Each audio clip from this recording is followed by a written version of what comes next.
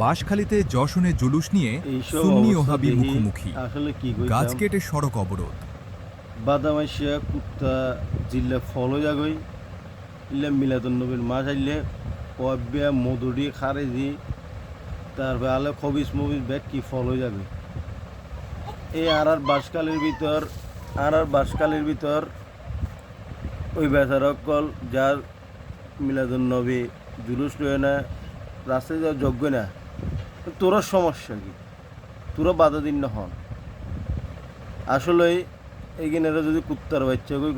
কুত্তারও অপমান করে ইন মানুষের বাচ্চাও না কুত্তার বাচ্চাও না ইন ডাইরেক্টগুলো শুয়োরের বাচ্চা আর ফিসা বকল আর রকম দিয়ে বাদি রেখে দেয় আরে বাদি রেখে দেয় একবার যদি হুকুম দিত তোর ওয়াইফ বকলের ফোন যদি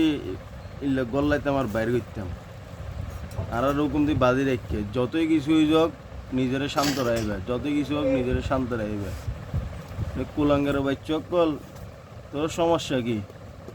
এই দেশিবে তোর একলা তোর বাপের দিন না রে বেড়া এই ওয়াইবে দেশিবে তোর বাপের দিন না এটা তুইও তাইবি আরও তাই কম ব্যাগ কিনে থাকবি কয়দিন আগে দিন কল রতরা যাত্রা গিয়ে তোরও সুদানি ভাই নকল বাধা কেন দোষ